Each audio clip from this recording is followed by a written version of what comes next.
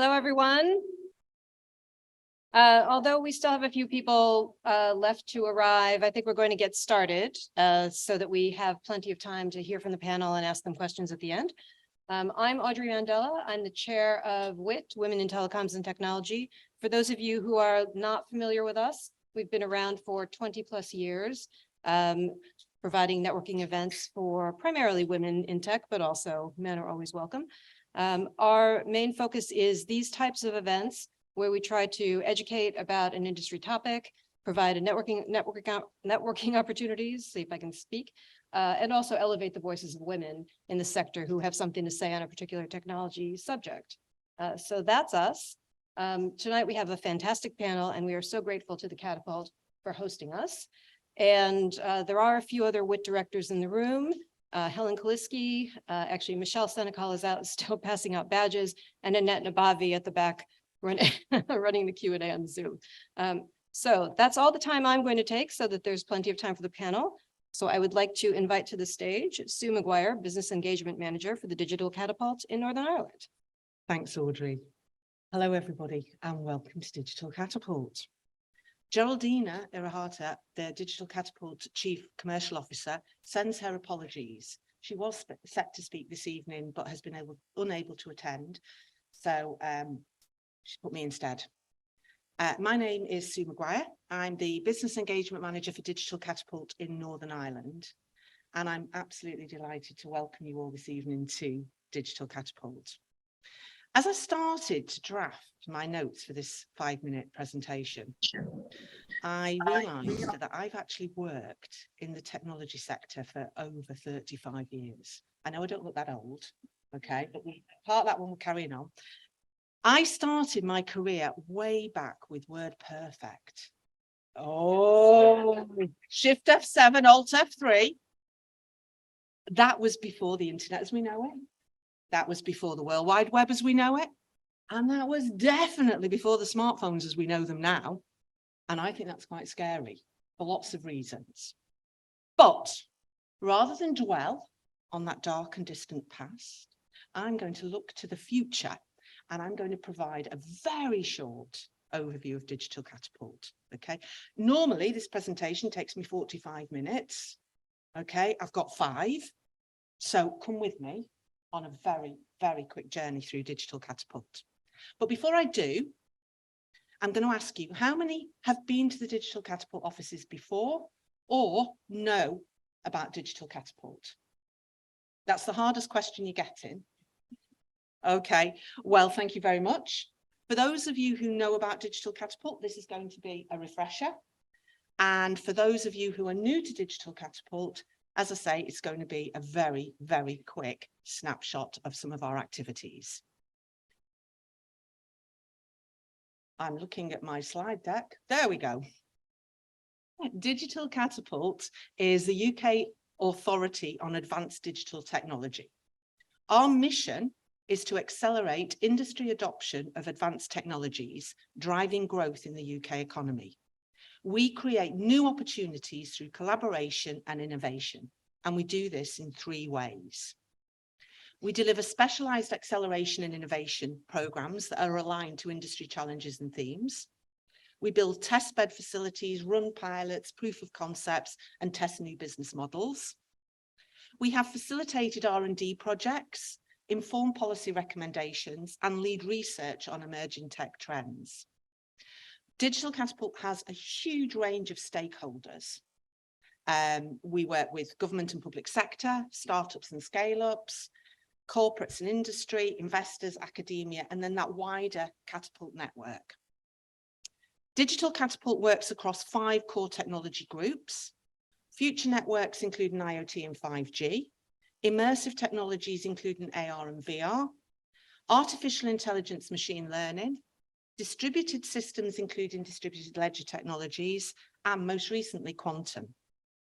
And these technologies are the foundations that we use to focus on 3 core application areas: to provide an open and interoperable digital infrastructure, to build a digital and resilient supply chains, and finally, the virtualization, without wine, and cyber physical aspect, all of which are underpinned by the overarching goal of building sustainability into business process and delivery.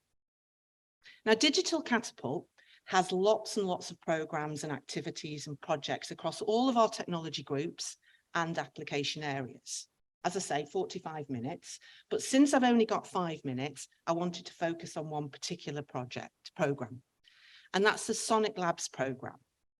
Digital Catapult is partnering with DCIT in a £30 million project funded over 5 years. And the aim of the programme is to address the challenge for UK companies to engage with 5G technologies. As you may know, the market is dominated by key players, Samsung, Nokia, Ericsson, but the Sonic Labs programme is providing a commercially neutral, collaborative environment for testing interoperability and integration. And the aim is to build a UK ecosystem that will support small and large vendors to commercialize advanced wireless technologies and solutions. And a core strand of this programme is the design and delivery of targeted innovation and acceleration programmes. So far, Sonic Labs programme has onboarded 22 vendors, and more than 50 Open RAN and infrastructure products have been tested in the lab. By going through the Sonic Lab programme, vendors have the opportunity to integrate their products and test the interoperability with other Open RAN components, with the hope of accelerating their market readiness. They also benefit from the opportunity to share learnings and best practice, connect with potential clients, and also with industry leaders. Now, if anybody wants to know more about Sonic Labs, there is a tour this evening on the newly launched Sonic Labs here in the Digital Catapult offices. So I would suggest if it's an area of interest, you sign up for that.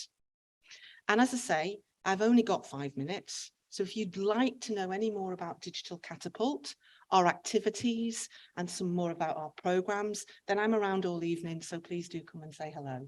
Thank you very much. And over to Linda, my colleague, who'll be chairing the panel this evening. Thank you. Thank you, Sue, and a big welcome from me. Nice to see you all here in this beautiful sunny day, and a big welcome to our audience online. So today I'm going to chair an amazing panel, and we're here to talk about MWC. I don't know actually if any of you has been there. I hope I'm going to ask for a raise of hands who has been to the. Okay, can see a couple. Okay, great. So today you'll have the opportunity to hear more about what has happened there. We try to bring a discussion around some of the trends, latest technologies, and where we're going, what we're going to explore in the future, what is happening, also in terms of like diversity, how can we encourage more women in this sector? So without further ado, I would like to tell you who is the amazing panel tonight. We got Chitan, who is partner global co-head of communication at CMS International Law Firm. Dr. Mike Short, CBE and Chief Architect at Satellite Applications Catapults and former Chief Scientific Advisor at the Department of Business and Trade. There were many more titles here, but we had to shorten it because Mike's career is very long.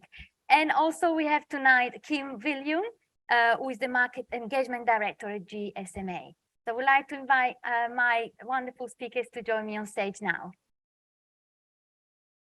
Okay, so first of all, I mean, I was reading the news the other day and just realized that this week is the 50th anniversary of the first cellular handheld phone.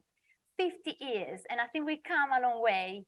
And I think this year, MWC have definitely showed us that it's not just anymore about mobile, but it's about connectivity. And tonight, yes, I would like to really get a feel of what has happened there. But before we do that, obviously, I want to introduce a bit more my wonderful panel here. So I would like to tell us a little bit more about who you are and what is your connection to telecom. Maybe starting with Anne. Okay, just testing if the microphone is working. Okay. First, thank you very much for having me. It's a great honor to be with the other panelists here and to speak about Mobile World Congress. My name is Anne Chitan. I'm a partner and global co-head of telecoms at CMS. By way of context, we're an international law firm. We are set in 43 countries, but more than 1,200 partners, more than 5,000 lawyers across the world. In the telecom sector, we've got more than 450 lawyers working. And I want to stress that, by that I mean sector-focused lawyers. So it's not just commercial lawyers. You're going to have corporate lawyer, banking lawyer, tax lawyer, employment lawyer who exclusively or almost exclusively work in the sector and know the sector extremely well. So going back to myself, my trade is I'm a banking lawyer, and I work mainly in financing transaction in the tech, media, telecom sector, and particularly telecom sector. I was going to say recently, but it's been for the last 10 years, so that doesn't count as recent anymore. I work with a lot of my colleagues on really large transactions, mainly on digital infrastructures, working on fiber, towers, data centers, subsea, these kind of products.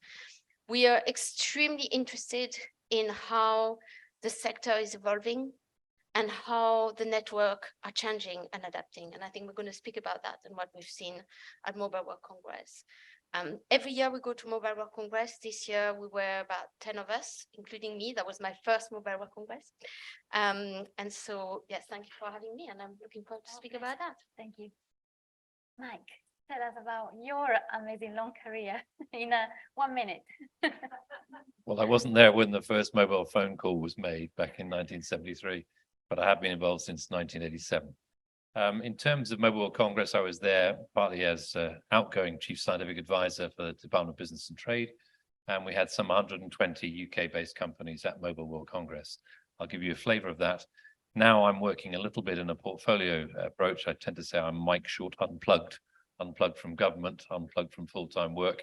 I have a portfolio approach. I'll explain it a bit more later. Thank you. Thank you. Right. So my name is Kim Viljoen. I am a market engagement director for the Digital Inclusion Program, which is in a department called Mobile for Development within GSMA. It's a department that most people don't always know about. But obviously here tonight to give you a bit of the insider perspective. And obviously, if you have any feedback, send it elsewhere. I'm joking. But yeah, the sort of key areas where I've been engaging over the last few years have been around digital inclusion. So I'm really a techie at heart. I'm excited about all the advancements in technology, but also deeply passionate about ensuring we address the digital divide. And so I'll share that sort of flavor of MWC as well. And I'll leave some of the other more exciting boundary pushing innovations to my colleagues here. Thank you, Kim. And just a reminder that we're going to have at the end a Q&A session. So have a think about some questions you might want to ask our panelists and also from our audience online. Of course, there is a Q&A box that you can where you can put your questions in. So I kind of like to start always with a bit of numbers, mostly because this was also my first time at the Mobile World Congress, and we had to keep track of the steps. Because for those who have not been, it's an amazing, massive conference. I counted myself over 81,000 steps in those 4 days. And my team, we had a total of over 1 million steps. So we did walk a lot, but even that, I must say, I regret to have booked too many meetings because I would have loved to actually even walk around a bit more and see all the amazing tech that was there. But anyway, so starting with some figures, maybe Kim, you could give us a bit of a feel of how many people were there. What did you actually, the scale of the event? Sure. So yeah, just building on the steps, those steps were taken by around 88,500 people this year. So 88,500 attendees at the event this year. Just to put it into perspective, so I'll share a bit tonight on like pre-pandemic numbers, post-pandemic, because some of you might know we were one of the first major conferences to actually cancel our event in the wake of COVID. And so obviously it's been a gradual building up to pre-pandemic numbers. So that's 88,500 this year. At our peak in 2019, it was 109,000 attendees. So we've come like leaps and bounds the last 2 years just to get back to that number. And I think really one of the key highlights for me, and it will come up in our discussions tonight, is that 56% of those are from adjacent industries. So yes, mobile and telecoms, but actually like the big inclusion of adjacent industries in not only the event, but everything we do at the GSMA was certainly represented by the attendee numbers. And then those are from 202 countries and territories. And also this year, I think what we're seeing more of now is much more senior participation. So over half of the attendees were around director level and up, of which 21% were around C-suite. So just a really high senior level participation at the event. And it might come up a bit later when we touch on a few other topics again. Over 2,400 exhibitors across those 8 massive halls. So all those steps, it's really a huge venue. If you haven't been there, I can't help you picture it. It's massive. Over 1,000 speakers and thought leaders. And then again, the representation of around 40% of those speakers from adjacent industries. So just to show how it's evolving as an event. And then just some other key stats around reporting. So over 2,400 journalists and industry analysts from around the world, around 10,000 networking meetings set up through the MWC app. Oh, I was enjoying the spotlight. And then in addition to the in-person activities, and obviously everyone who was able to be there, there's also the online participation. So around 100 million unique viewers of keynote sessions across various platforms, and that number keeps growing. That's all available for even you guys to view if you'd like to. I'm going to reserve some of the more juicy, interesting stats for a later discussion. But yeah, I just think numbers aside, the GSMA view and also the view of many of our partners who have attended, from the Cannes days and even, earlier MWC Barcelona events, this was the best one. It's probably difficult to always explain why, but things worked well. The engagement levels were high. I think coming back from COVID, there was this idea that we wouldn't need large scale in-person events. And this year, I think certainly demonstrated that MWC is the meeting place for our industry. And it's where, all of those exciting conversations that advance or, the industry as a whole start to happen and get catalyzed. So yeah, I'll leave it at that. Thank you. Let's hear from Mike. You've been attending for quite a few years. How did you find it this year? What was different? What would you say? Really? Well, I've been going for over 30 years, so I think by comparison it was the best. I think we could see that Barcelona was back because there were lots of characteristics. It wasn't just the volume of activity or the footfall, it was also the value, I think, that could be seen there. Lots of people hadn't seen each other for a long time. Some of the variety added a lot to the value itself. So it was much more than a Mobile World Congress. I think it's a Digital World Congress. But I think we could also see in some of the numbers some trends, which I'd just like to mention briefly. If we look at AI, for example, over 10% of all the stands identified as being AI ready or AI capable. And when you think of 10% of 2,400, that's a lot of companies that were not talking about AI a year or so ago. I was also quite surprised by the number of companies that self-identified as satellite, not just mobile or Wi-Fi, but satellite. And the numbers there were 57 on the exhibition list. That's a good 45 more than last year or in previous years. So you can start to see some trends in the AI space and the satellite space. But I think people were there to buy and sell. Investment was taking place in the corridors. People weren't just there with checkbooks. They had their credit cards, they had their order books and so on. People were transacting. So to me, that's why I think it's one of the best ever. The weather wasn't brilliant, but you can't ask. We'll work on that, don't worry. I know, yeah, it wasn't the typical Spanish weather you would expect, but we did enjoy. And Anne, it was the first time for you, like me. How did you find it? What was your impression of the event? Yeah, it was the first time. So as you said, the weather wasn't super. It snowed. I was not expecting that I'm coming to Barcelona. But I was there for work, obviously, so I had loads of meetings. I did a lot of walking around, a lot of getting lost. But overall, I think for me, it kind of delivered of what you imagine is Mobile World Congress. So it's big, it's bright, it's bold, it's massive. I mean, it dwarfs the Excel Center. So it takes about half an hour to go from one end to the other if you don't get lost along the way, like me. It's bright. Every single stand tries to outshine the other. You have the impression of being on Oxford Street at Christmas. It's absolutely incredible. It's bold. There is robots galore. Yes, you go to Mobile World Congress to see the robots. Loads of gadgets. I was quite surprised to see there are millions of ways of torturing a mobile phone. I think my favorite one was a Japanese chef who made a salad on a mobile phone. Be glad to know that no mobile phone was harmed in that process. And it was an interesting thought for me to think that I don't need a chopping board anymore. All I need is a super strong mobile phone. So yes, so that was my impression. We're going to talk a little bit more in a bit about cool gadgets, because we did see quite a few. But before we do that, maybe, so there were different themes that were covered by the event: 5G acceleration, reality, OpenNet, FinTech, digital everything. So I just want to hear from you, what did you see as the key highlight from the show? What is really, you found really different or that has inspired you? Maybe who wants to start, Mike? I think it was very evident people looking at private networks on the basis that it's capable and possible now. So how do you blend, for example, cloud infrastructure with private network infrastructure for enterprise environments? So that could be tailored for a factory, whether you're in manufacturing or some other process of making things, but also it could be tailored towards a hospital, or it could be tailored towards an entertainment venue. There was much more talk about how can you do virtualized solutions on a public network. And I think that plays to some of the security strengths of 5G, some of the new strengths coming in with 5G advanced, but it also plays to the fact that people are looking for new markets where mobile can really make a difference. Thank you, Mike. Kim, what did stand out for you?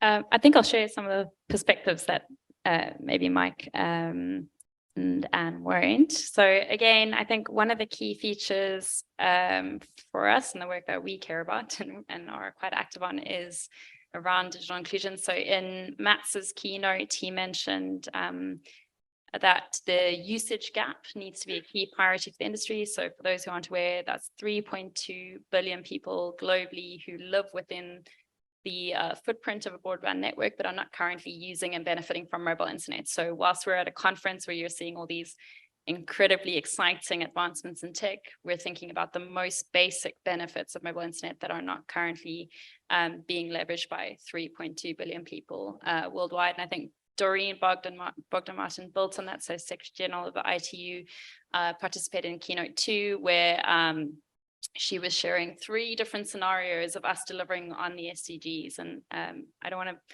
be the spoiler alert there. There was a positive spectrum and a negative end of the spectrum there, and her different views on what our industry needs to prioritize. And actually you can go and view that, so I won't share more, but it's all available online to view. So I think I really enjoyed that those topics are being prioritized at an event where we're hearing whispers of 6G, you know, and you're like, okay, great, but what about the 3.2 billion? So that's really essential. And that got carried through to the ministerial program, which many people don't know about at MWC. So it's a conference within a conference. It's where we invite all the sort of government sector stakeholders and multilateral organizations to come and debate the slightly less sexy topics, but the more important topics that need to be discussed and debated about. And so, yeah, so I think that was definitely a key theme for a ministerial program as well. And then 4 years from now, we work with startups who are addressing the digital divide. So they were there, they were at 4 years from now, but the 4 years from now program was always separate to MWC this year, and previous years it's now been brought in under the same roof. And the multiplied effect of that is just huge. It kind of feels like you're walking into a beehive. You walk in there, it's just like a buzz. It doesn't matter what day of the conference you were going or what time of the day. And yeah, just 4 years from now is basically the startups that you expect to see exciting things from. So it's a bit of a window into the future. So it's always exciting to go and have a mindless wander around, and I'm sure we'll touch on it again later. But yeah, I'll pause at that then. Thank you. And you could actually feel that you were going to the entrepreneurs area, because there was bumpy music, you know, really. And all of a sudden everyone's in baggy jeans and like all sorts of different. Yeah. So yeah, really Quite excited to different see. field. And Anne, how was it for you? Any key teams that stood out? Well, I have to continue on the 4 year for nursing, because obviously when you go to Mobile World Congress, you want to see, what the new gadget, what Samsung's got out and all this, but you see the whole ecosystem to eco-use it. It's you see not just the big names who are showcasing their new thing, but you're also seeing applications, VR. There was countless amount. You could run a marathon, you could row, you could play as a team, you could do, incredible things. 4 years from now, for me, where that fits into that ecosystem is what you described. It's a window in the future. It's an industry that's incredibly dynamic. And I think it's very good to see not just all these big companies, but also all the startups that comes up and have new ideas and are visionary. And I don't know how many of them will still be there in 4 years, but it's quite interesting and refreshing. So that was one of my favorite things there. Definitely, thank you. And going deeper into some of the topics, I mean, Digital Catapult, obviously we were there with the team representing Sony Labs, and of course, we did see there was a clear theme around openness in mobile networks, and now they are promising to make networks more agile and future-proof. Did you attend any kind of talks? What were your impressions about this topic? Did you meet any particular vendor or Open RAN products? Shall I go? Go, Mike. I think the theme of open networks has some drivers to it that we should be quite clear about. So cost reduction is important in this industry, because if the demand is nearly saturated in some markets, unless you reduce cost, actually you're going to struggle to survive. So I think open networks have a strong cost reduction driver. I also think they have a new ways of delivering business type driver. And I also think they're pulling through some ideas from the research community. So there are several reasons why the open networks are important. I think one additional area that came across is open APIs, application programming interfaces, because if we're to diversify the range of services, we need open networks that support open programming interfaces. So to me, I think I saw a lot more around that services development than I did just around the open networks themselves. What also impressed me, though, was that quite a few were talking about energy efficiency in the process. They were talking about sustainable development goals in the process. They weren't looking at networks in isolation from SDGs or programming interfaces and services. They were looking at the motive for the customers to adopt these sort of technologies. Thank you, Mike. Would you like to comment on this, Kim? No, I just think so the Open APIs thing is an initiative that was actually launched recently to also sort of help the mobile industry really evolve, right? So we know we need to be more open, more participating, allowing others to build without restraints on the network. So I think there's around 30 mobile operators now who've signed up to that initiative. So I think it's a good start. And yeah, definitely we'll hopefully see some more exciting impact from some of the projects launched on that. Of course, I mean, I'm wondering what would be the challenges, especially for Anne coming from the law world. What would that mean? I mean, are you seeing any particular change there? Well, from our perspective, obviously, we've at CMS we've followed 5G for a while. We have an expert guy. We just relaunched the new edition. I think we've covering 50 countries and looking at regulatory angles of all this new technology, but also what is actually happening in each country in terms of number of networks, number of use case. And obviously, when you go to Mobile World Congress, one of the things that I was looking forward to was to see all these applications. I was here in 2019 where you're sitting, and I was listening avidly to what speakers were saying about their time at Mobile World Congress. And at the time, one of the questions was, what cool use case have you seen for 5G? And what's really interesting is to see where you are 4 years from then. So it was quite interesting to see the progress and to see, what you describe in terms of the application and networks being put in place. I quite like to see the industry applications. There was a very interesting showcase at one of the Chinese operators showing what they'd done in a mine with automation and therefore preventing humans from going into very hostile environment effectively. So that's the sort of things that you expect to see in terms of the future and application for 5G. That's the doors that will be open to 5G. So that's was a thing that was really interesting. Can I just add an example of something we announced at Mobile World Congress? This was announced between Nokia and the European Space Agency. And Nokia have provided some kit into the European Space Agency in Harwell to look at the metaverse from an industrial viewpoint. How can these satellites connect with reliable long-distance connectivity to remote locations such as mines, where you may have lone workers who need to be kept safe, where you may need to train people remotely as to how to use dangerous machinery, where you may wish to use AR and VR, hence the metaverse, remotely for that particular location. They also are going to look at other private network solutions for other locations as well as mines, but that could be hospitals, that could be retail outlets, that could be factories. But actually that combination of the metaverse, mines and remote locations with satellite was an interesting option I saw. Absolutely. Yeah. And I think that there was also, you mentioned about energy efficiency later on. I particularly saw some focus on sustainability. I mean, I wasn't there in previous years, but was there anything that you felt there was a key kind of, again, a key talk or anything particular that kind of came to life for you in the event, during the event? I think Kim's mentioned it briefly earlier on. Some of the attendees were from the energy sector who are looking to find ways of supporting the telecoms industry, but also using the telecoms industry to become more efficient. When you move into a mixed fuel environment, such as solar and wind, as well as electricity, gas and nuclear, you need to think about the control of those energy sources. Clearly, some operators are already experimenting with solar power at their base stations or sites. And that sort of convergence between energy and telecoms, I think, was much more vivid and visible this year. I'd also stress, as per my point earlier on, energy efficiency is vital because energy costs are becoming a high element of energy, of the OPEX, the operational cost of a network. So there has to be more attention on it. And it was a real step up on previous years. By contrast, I think the UN Sustainable Development Goals, I think, have been reported on very well for at least 8 years by GSMA Association. And I think continuing down that stream has been really good. But energy itself has not had the same high profile.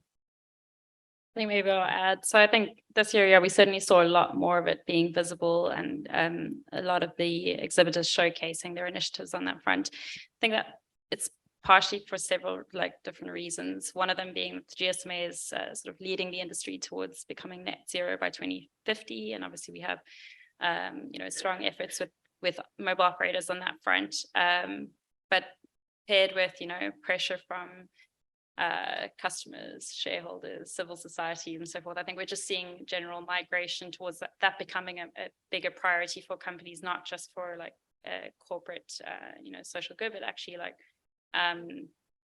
cost savings for smaller entities and just better positioning. And I think obviously we know there's a benefit to position yourself as that for the PR and the public exposure that can bring. But yeah, also just recognition that we're living in a rapidly changing world and we're needing to become a little bit more prepared and forward-thinking, resilient in our networks and how we can adapt to some of the climate risks we're seeing. So yeah.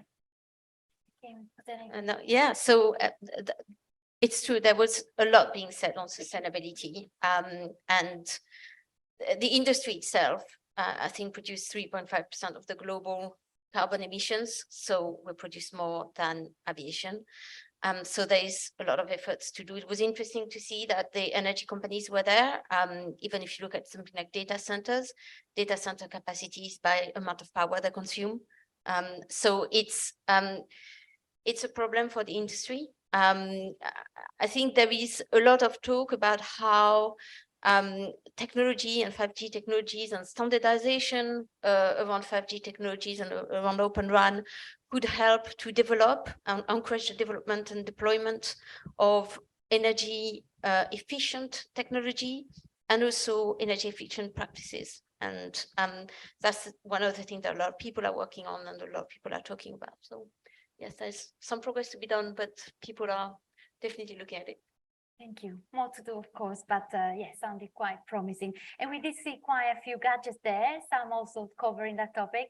And I think, I don't know if you can show the one slide where we try to capture some of the very cool tech that we saw at the show. There was one favorite for me that I think you can see at the very bottom right of the screen. An AI-driven security robot that can scan up to 50 meters around, notify you if there is a danger such as a fire or glass breaking. It also has, well, it has 5 cameras. It can detect, of course, a thermal camera, and it can also sterilize germs and viruses and walls as it walks. So quite interesting there. I don't know if you can share with us what was your favorites. I know that you send us some of your pictures. Okay, so I'm going to start with my favorite. It's the little potted plant that you can see there on wheels. So obviously it's Mobile World Congress, so it's more than a potted plant on wheels. It's filled with sensors and it's quite an intelligent plant. So if it needs light, it will move a source of light. It can tell its humans, you know, I need water or nutrients, which in my case would be quite vital because I've been known to kill a few houseplants in my days. I don't have any at the moment for a good reason. But more importantly, the reason I liked this little plant, which is called Herbie, is that Herbie has legal personality. Herbie is the CEO of the Plantiverse, and he's got his own NFT. Lots of you know, really great words there. It has its own bank account. It has 2,000 euros, I was told, on its bank account, and it can go on the internet and buy what it needs. I was assured that it can hire a lawyer if it wants to, which was extremely reassuring to know. But joke aside, this was part of 4 years from now, and the technology is already being tried in the most analog of all industry, which is agriculture. And it's being tried in an orchard in France, and they produce apples for cider. And through the technology, they can know almost tree by tree how the orchard is doing. So they can know, for example, if the orchard is attacked, if one tree is attacked by pests, and instead of spraying the entire field with pesticides, they will go and treat that tree. So you can immediately see the benefit here. Similarly, if a tree likes water, but not the other tree, you're not going to irrigate the entire place. So very clever use of resources. And the company is more ambitious than that. They want to use eventually the technology to protect the environment and areas of the environment. So, for example, they want to protect forests, etc. I'm not sure how they're going to do that and what environment and legal environment they're going to use to do that. But I thought that was extremely interesting. So, love Derby. Thank you, Mike. What was your highlight? Well, I think your example is going to test the regulatory boundaries, isn't it? You know, which competition or market is it in? But in terms of the two I'm going to mention briefly, I was impressed by AuraCast, AURACast, AuraCast. That's not shown up there. This is the ability to share music from Bluetooth via headphones. So maybe you and other members of your family or in a room and you want to listen to the same music. This is a means of sharing music through Bluetooth type capability into headsets. But they also have some noise cancelling devices to protect your hearing so that nobody's getting too loud in any pair of headphones. So they've thought about the hearing loss and damage through volume. But the other one I want to mention is Bullet Mobile that won Best in Show, and it's not on there either. So Bullet Mobile is a British company that has the brands such as Caterpillar for ruggedized mobile devices, but they also will have partnerships with Motorola DeFi design house. And they produce some ruggedized devices, but the particular winning entry for Best in Show was bringing satellite and mobile together for emergency response. If you're out of coverage, you might want to use satellite coverage with this accessory called the Motorola DeFi accessory. You might want to be able to get emergency to you and from you to wherever you are without cellular coverage, but probably based on satellite coverage. That was a nice combination of direct to handset, mobile and satellite. Thank you. Thank you, very handy gadgets. And Kim, did you have any favorites? I'll actually say that I was most disappointed in myself when you asked this question because I clearly did MWC wrong this year. I didn't have a load of time to geek out on the tech as was discussed. But I think I had a quick run around a new feature of MWC this year, which was the Journey to the Future. So it had a few really like cutting edge type of scenarios like Hospital, the Future, Hyperloop Capsule. There's loads of information on that exhibit in particular online. But I will share one tech that again is close to my heart and building on the topic of hearing loss. So we had a startup demo their disability inclusion assistive tech. So it's on-demand sign language interpretation for the deaf. So this device, we've been enjoying the benefit of communicating over distance since it was first around, but the deaf obviously can't make use of calls in the same way. And so for the first time, they're able to do that through video conferencing via the app and get access to interpreters, which is obviously a constrained resource. They wouldn't typically have access to that. So they're able to talk to family, neighbors and so forth without much effort, just at the sort of click of a button, something that we've been enjoying for so many years. So I think that was quite a cool thing. And then they also did the provision of sign language across the entire conference. So yeah, really exciting to see that being prioritized. Yeah, definitely was so much more. And as I said to my colleagues, next year, if I go, I definitely want to allocate more time for walking around, more steps, of course, but definitely more innovation to spot. I just want to kind of touch back on some stats as we move on to kind of the topic of female attendance, because I'm really interested to hear if that has increased compared to previous years. Maybe Kim, this is a question for you. Yeah, sure. So this year we saw 26% of the attendees were female. And so that's up from 23% pre-pandemic level. So 2019, we had around 23% attendees. So 26% this year. So yeah, again, I see some frowns. I agree. We want to see that number going up, and we can discuss a bit about like how we might see it and why we've seen some increases already now. But I do also want to just reflect on speakers. So as the GSMA, one thing we can control is the representation of women in the speaker lineup. So we have KPIs in this regard, and we had around 40% of speakers at the conference this year being female, and that's keynote speakers. So really, high profile sessions with women being on center stage. So just to share a bit, that's up from around 36% in 2019. So we've seen some improvements there, and that's the area that we can control. The other thing I would mention, though, is that some of the tracks are, or the themes are attracting more women. So we see higher participation at the Diversity for Tech track. We've also seen across the ministerial program, which I mentioned was government sector stakeholders and also multilateral organizations, much higher representation of female speakers in that particular sub-conference. And so we are seeing, and then even in 4 years from now, if you walked in the hall, it was notable that like there were more women in there, which is quite exciting, because if we're saying that's a window into the future, at least we know there is hope to see that increase. But I think also something like the addition of the adjacent industries is also driving up that number. So the fact that it's not just the telecoms and players involved in the conference, but more other industries coming alongside, hope to see that number evolve. And then just in general, like the fact that more companies have targets around, employing women at more senior levels means that we are seeing increasingly more women participating as speakers and obviously attending these conferences. So yeah, it's not the number I want to be reporting, but we are aspirational in that regard, and hopefully there'll be improvements. Yeah. And maybe I guess, there's been a change, maybe there are new jobs coming up.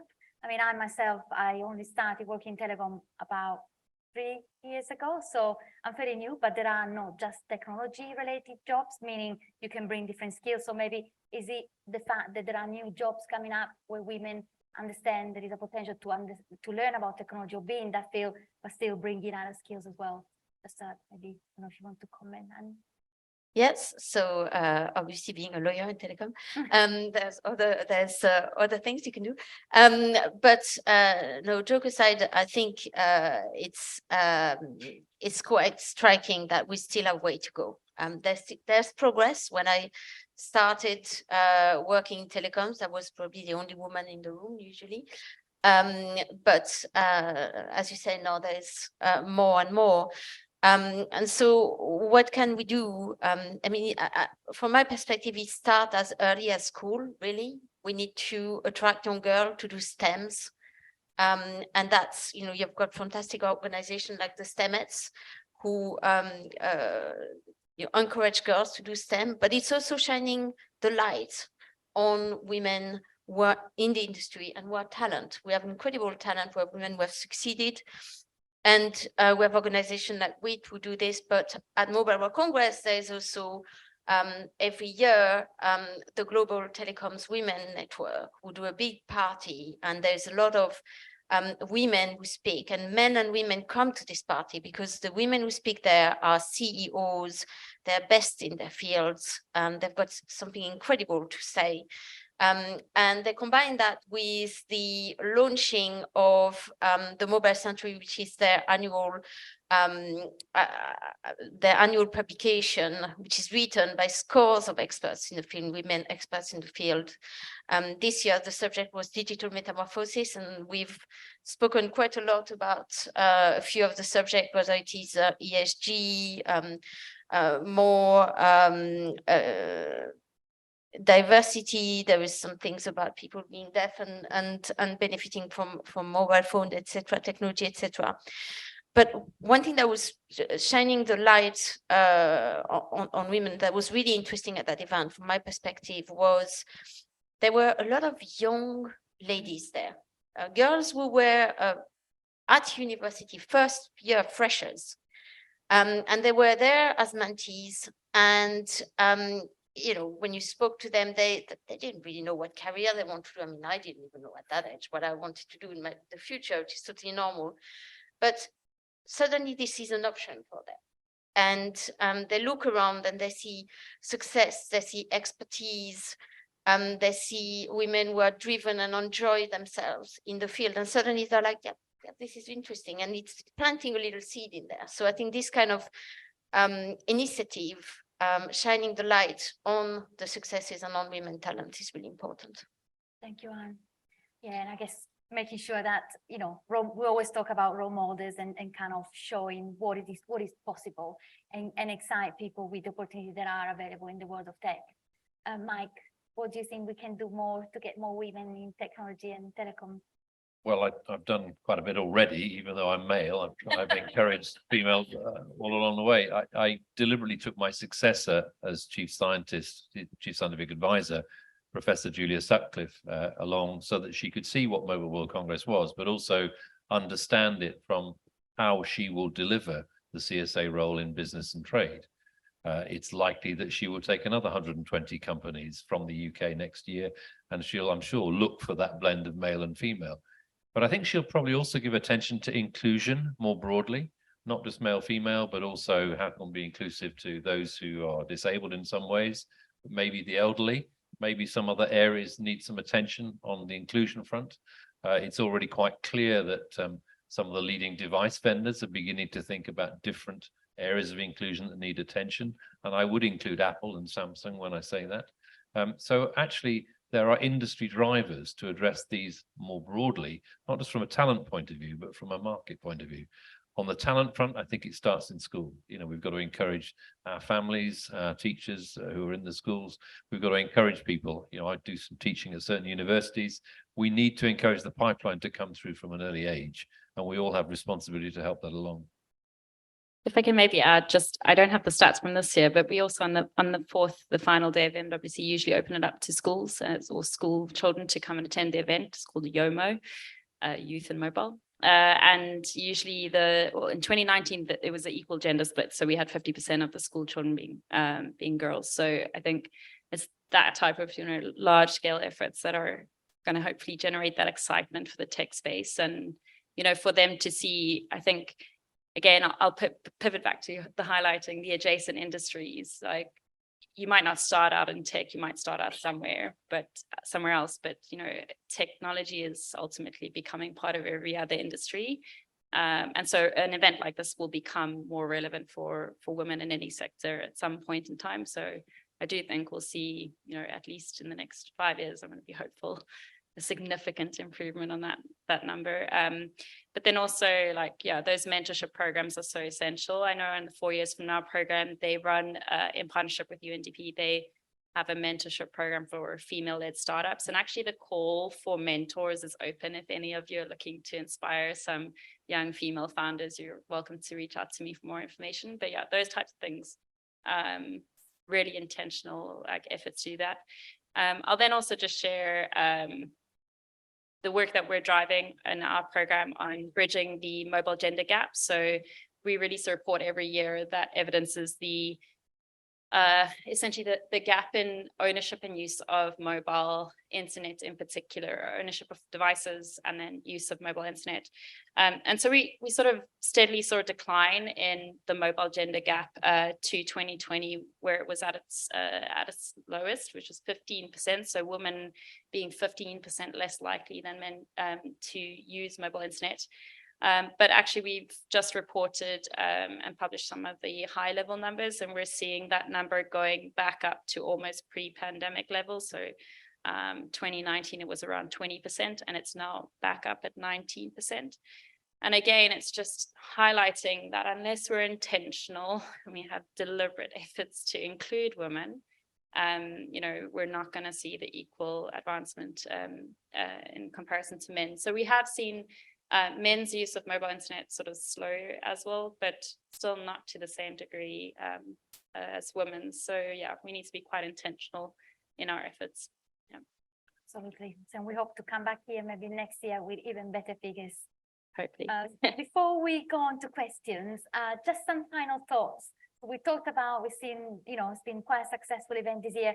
So what would you like to see more of next year? What is really, what are your hopes for something that you think we should continue? We talked about already some things, but any thoughts on this? For starters, more seating space for those tired feet. I will say this, after a few years, you get really good at planning where you're going to convene your meetings, so they're all sort of in the same hall. But yeah, I think I personally, I love the mix of there being this really a lot of excitement around the new boundary frontier tech type focus, but then also, for other regions, there are other much more pressing challenges, and those still being at the forefront of the discussions at MWC. And then even in developed markets, this is becoming more of an issue. So the fact that it is something that we build into the program of MWC, and it is a priority that will be something we'll keep for next year, certainly. But I doubt there'll be much that we'll want to change. I think this year was great. The balance was super across different themes. And yeah, I think next year we'll just obviously do a refresh, but hopefully just create that same vibe as this year. Mike, what would you like to see more of? Well, we did have a couple of ministers there, so maybe I just mentioned ministers briefly. Lord Johnson is the investment minister. It was his first Mobile World Congress, and he wants to spend the whole 3-4 days next year. He was so impressed with the level of talent, energy, innovation, investment opportunities. He couldn't believe it. So that paid off. So getting him back, I think, is a good idea. We also had Minister Julia Lopez, Minister for Digital. She is pregnant, so she didn't do the 10,000 steps, but she certainly met a lot of companies and was trying to introduce companies to others to help the innovation story for the UK. So I'd like more of the same, more of that ministerial government and industry involvement. I'd also like a strong demand-led focus, because I think the industry itself needs to be clear on what it's focused on demand-wise. Sometimes the tech didn't necessarily meet the demand, but I think actually having a bit more demand-focused discussions would be a good idea. Hey, Mike, some final thoughts. Yes, so I want to see more of 4 years from now. I think that the ecosystem is incredible, but what makes it really vibrant and dynamic and innovative, and that's for me that was 4 years from now, and it was a little bit far. You had to walk quite a bit. I mean, thankfully there was like an overground to go there, but it's seeing more for that. I'd definitely go back as a tourist to go just geek out on the tech for 4 days. And I do hope that next year I'm going to see Herbie again. I'm quite attached to Herbie. I hope it will have grown, and I'm looking forward to see how it progresses. Thank you very much. And I definitely, yes, we'd like to see more of the 4 years from now, and meet more entrepreneurs. There was some quite exciting, technology coming. So we've got some time for questions. So if you do have any, please raise your hands, and my colleague go here, we at the front. Thank you. Thank you very much. My name is Lopa Patel, and I'm representing Diversity UK. I'm quite depressed by the statistics. The Congress has been going 30 years, 29% women, 3 billion people who are not included in this wonderful technology that we've got. So my question to you is, why do we accept that? And what would be a game changer for Mobile World Congress? Because actually at the moment, I wouldn't want to go. I would want to boycott it, quite frankly, because then, you know, what is going to change if it hasn't already changed so far? So what's going to be a game changer?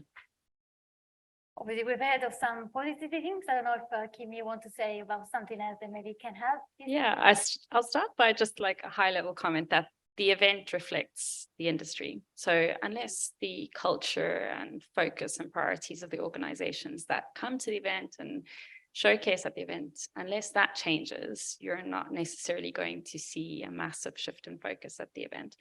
I think the GSMA, like, we can do our best to make sure that the important topics as well as the really interesting, exciting ones are covered.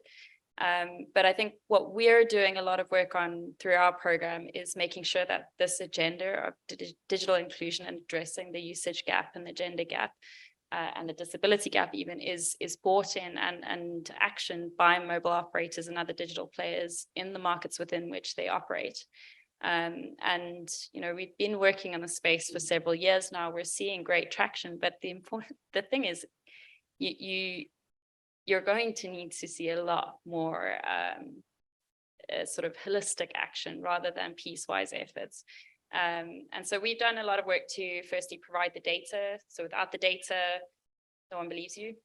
So we've got some of the data now to evidence that these gaps exist. We've also evidenced some of the key barriers around affordability, digital skills. You know, there are some really clear things that our industry can address. And then building the business case. So, you know, we say the gender gap, why is it important? Well, it's 50% of your population. And unless you're, you know, harnessing that potential, you're missing out essentially. So yeah, I think I'll leave it there. It's hard work, and it will require a lot more people to care about this. We need some more Mike Shorts to be doing all the hard work of promoting women. But yeah, I think we need people really bought into that agenda. Thank you, Kim. I don't know if any of you want to add anything to this? No, I just, I agree that it's depressing in a sense, and that it's not moving faster, because we've been trying for, you know, not going to within my age, but for a while. And there is two problems. The problem is moving forward in the C-suite and in the higher circles, and therefore being inspirations, and also having, as I said, the next generation coming in, and that starts, as you say, that starts with education. That starts with encouraging girls to come into that industry, to do STEMs, and to, you know, to come more massively, because if you've got no one to choose or very little to choose, that comes out of university, very little women to choose from, you're stuck with a problem. So I think it's education and enabling women to move further into the C-suite and being that shining example. Thank you. Is there any other question from the audience or online? One there, thank you. Hello, Helen Keegan. I really enjoyed Mobile World Congress this year, and I thought 4YFN was great to be included in the whole thing. But I missed mobile advertising and marketing and media, which is kind of how I got into the industry 23 years ago. It was all muddled up in other areas. Was that deliberate? Did it work better that way, or are we missing a trick? There used to be something called App Planet, and that attracted a lot of the media and internet industries. Maybe in favor of 4 years from now, that's taken more of a back seat. However, I don't think the content industries have gone away at all. I think they were less visible on the exhibitor side, but they were certainly on the floor. If I take the 120 UK companies, quite a few of them, probably a good 30 or so, were in those areas you described, but they didn't all choose to have big flashy stands. They tended to be fairly small within 4 years from now. So I think if we think about the evolution of content in particular, I think there's more to be done there to actually bring it back a bit more, not necessarily through stands, but through profile, through subjects. If we think about the future of games, for example, or if we think about the future of music, or if we think about the future of maybe film and TV, I think there's a lot more to be done. There is no doubt that streaming content is driving 5G investment right now. It's a key driver. So if streaming is the main delivery mechanism, it needs higher profile. So I take your observation on board. I think it's correct, but I don't think they wanted to necessarily have the big stands or the more traditional Apps Planet focus. On advertising, I think advertising has already moved to a different world. And that's perhaps something for a longer debate rather than necessarily for Mobile World Congress. Thank you, Mike. One more final question, I think, from here, so running out of time. Thank you. Hi, I'm Rima Perelmuter. I'm also a veteran of Mobile World Congress, maybe 19 years, not quite as many as Mike. One thing that I observed, particularly over, I think, the last 2 years, is that men at the show are actually very active champions of the women participating at the event. So yes, the statistics are quite disappointing still, but what I notice is that there is a very active attempt, not just to be mentors, because we know that women are over-mentored and under-championed. And I think Mike has been an inspiration, but there are a lot of Mikes who are in the industry and really looking to make sure that women are being helped and seen as equal players. And I think that's going to be true also in terms of driving all around inclusion. So that's a really encouraging kind of attitudinal shift that maybe is not captured in some of the statistics, which is very encouraging. I wanted to specifically ask about the announcement around the API initiative, because it was very curious. It was like the big announcement on day one. And specifically, there was a mention of developers. And I'm wondering how this also, what this means for the app stores that have really benefited from the developers market and where most of the focus has gone, not necessarily to the benefit of developers. And is this like a new monetization opportunity for mobile operators and a way to open up the ecosystem? We know that Apple won't be able to necessarily charge the 30% that they have been. So I'm just wondering if you guys have any insight on that, because I found it a really interesting development. Thanks.